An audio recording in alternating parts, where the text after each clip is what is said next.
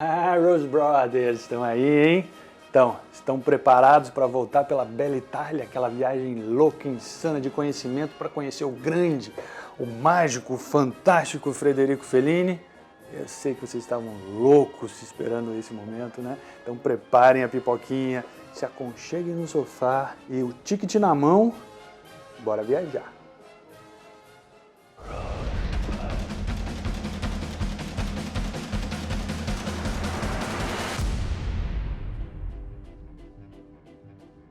Frederico Fellini nasceu em Rimini, no norte da Itália, em 20 de janeiro de 1920. Filho de Ilda Barbiani, de origem romana, e Urbano Fellini, com origens camponesas de Gambettola. Ainda no ensino médio, o futuro diretor começou a se destacar como caricaturista. E para promover filmes, o gerente do cinema Fulgor o contratou para desenhar retratos das estrelas. Desde o início de 1938, ele começou a colaborar com a Domenica del Carriere, que publicou vários dos seus desenhos e com a publicação semanal em quadrinhos de Florença 420. No final dos anos 30, ele se mudou para Roma com sua mãe e irmão, porém Fellini continuou na cidade, sobrevivendo vendendo piadas, desenhos animados e histórias para a revista de humor Marco Aurélio, assinando seu trabalho como Frederico. Ele começou a trabalhar em programas de variedades, escrevendo monólogos para o comediante Aldo Fabrizi e colaborou com programas de rádio onde conheceu uma jovem atriz, Giulietta Massina,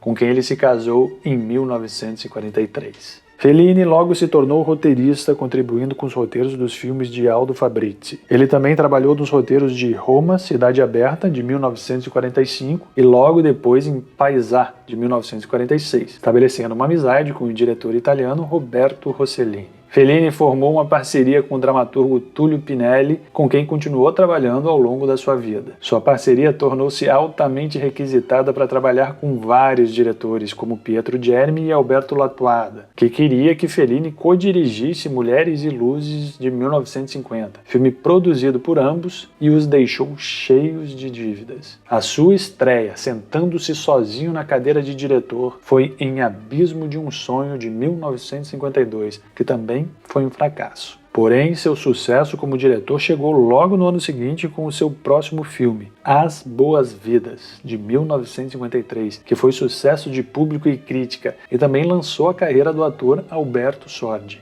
Baseado em sua própria adolescência em Rimini, o filme reflete fielmente o tédio da vida provincial que o influenciou a ir para Roma. Em seu próximo filme, no ano seguinte, A Estrada da Vida, de 1954, Fellini retornou ao mundo do showman. O longa foi filmado em locais desolados entre Viterbo e Abruzzo, vilarejos e estradas sinuosas destinadas a refletir a aridez moral do personagem Zampanò, lançando alívio à natureza doce e perdedora de Gelsomona, personagem interpretado por Giulietta Massina. Um sucesso comercial. A Estrada da Vida ganhou um Oscar de melhor filme estrangeiro e a música tema de Nino Rota se tornou um sucesso. Os produtores se ofereceram para usar Massina como Gelsomona em uma sequência do filme, mas Fellini preferiu dar a ela apenas um pequeno papel. Massina demonstrou sua qualidade de estrela em Noites de Cabiria, de 1957, um dos trabalhos mais aclamados e adorados de Fellini. O filme ganhou o Oscar de melhor filme estrangeiro e inspirou a comédia musical da Broadway Sweet Charity.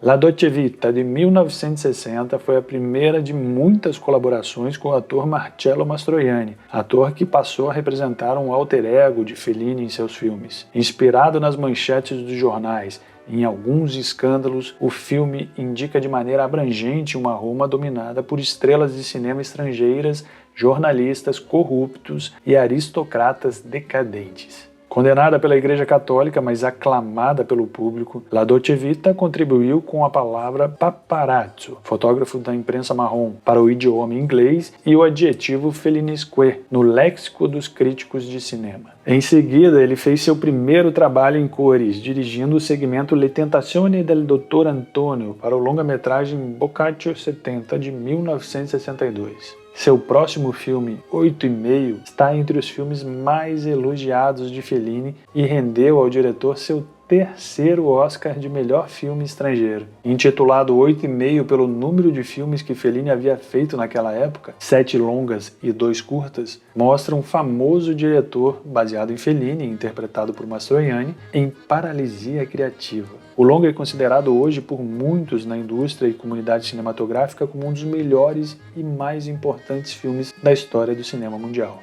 Em 1965, a saúde de Fellini decaiu, enquanto ele preparava o que teria sido seu trabalho mais pessoal, The Journey of Jim Mastorna, uma visão fantasiosa da vida após a morte, estrelando Mastroianni. Forçado a abandonar o projeto, ele encontrou por acaso uma alternativa para usar suas fantasias com imagens em cores. A tecnologia colocou nas mãos de Fellini as ferramentas para realizar as visões que até então existiam apenas em seus sonhos. Feche os olhos e o festival começa. Fellini escreveu sobre suas imaginações noturnas. Seus cadernos de anotações registrando esses sonhos ricamente ilustrados tornou-se sua matéria-prima. Ele abraçou a fantasia com mais entusiasmo em Julieta dos Espíritos, de 1965, com Massina como uma burguesa assombrada pelo sobrenatural. Agora estabelecido como um talento de sucesso internacional, Fellini utilizou os mitos de Roma, empregando uma visão de inconsciente obtido através do estudo do seu teórico psicanalítico preferido, Carl Jung.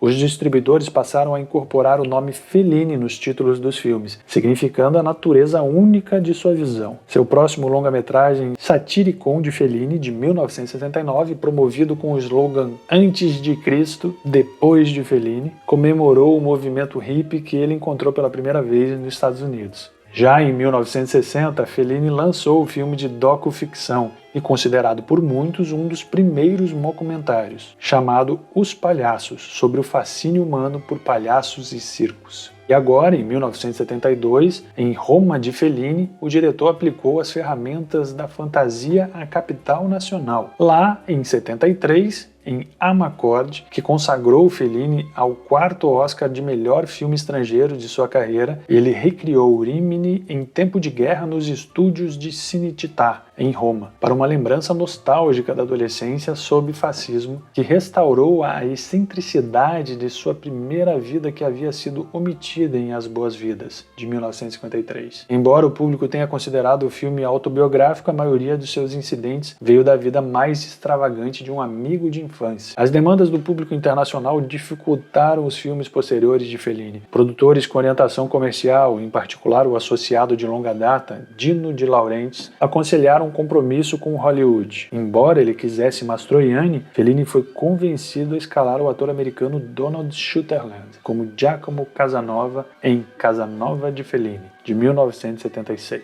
Os historiadores de cinema consideram Casanova de Fellini como a última das suas grandes criações pessoais. A exigência de produtores para o mercado internacional, um mercado americano decrescente para filmes estrangeiros, e a ascensão de um público jovem e impaciente com assuntos desafiadores possivelmente marginalizaram todos os seus próximos e últimos filmes. Como exemplo, A Cidade das Mulheres, de 1980, e La Nave Va, de 83, Ginger e Fred, de 1986, Entrevista, de 87 e A Voz da Lua, de 1990, seu último longa-metragem. Unificados apenas pelo seu talento para o fantástico, os filmes refletem com ironia tipicamente feliniana uma variedade de tópicos pós-modernos com o papel do homem em uma sociedade cada vez mais feminista, os efeitos de caráter infantil da televisão, o afastamento da criatividade artística da realidade política e a crescente homogeneização da cultura popular. Fellini faleceu no dia 31 de outubro de 1993, aos 73 anos, após um ataque cardíaco que ele sofreu algumas semanas anteriores e um dia após a comemoração dos 50 anos de seu casamento com Massina. O serviço memorial no Estúdio 5 em Cinecittà teve a presença de mais de 70 mil pessoas. Embora alguns críticos tenham empregado Fellinian como um termo de desprezo, o termo se tornou, com o tempo, uma representação positiva do seu estilo e a sua visão, e contribuiu para garantir o lugar de Fellini na história do cinema. Ele perseguiu um cinema pessoal que oferecia uma alternativa ao padrão comercial, misturando sonho e realidade, autobiografia e fantasia, e usando seus próprios problemas criativos e pessoais como objeto. Fellini também foi o pioneiro em uma categoria de cinema psicanalítico, que inspirou muitos e que continua a ser explorado. Seus filmes foram nomeados 23 vezes na premiação da Academia do Oscar e ganharam 8. Fellini também recebeu o Oscar honorário em 1993, um Leão de Ouro honorário por sua carreira no Festival de Cinema de Veneza em 1985 e dezenas de prêmios dos festivais de cinema mais prestigiados do mundo. Mamma mia, mas que diretor é esse, hein? Pessoal, a gente fica por aqui após passar por essa mágica viagem pela La Bella Itália, maravilhosa. Então fiquem ligados com a gente para conhecer muito mais sobre o cinema mundial, porque Rosebud Club é feito de cinéfilos para cinéfilos.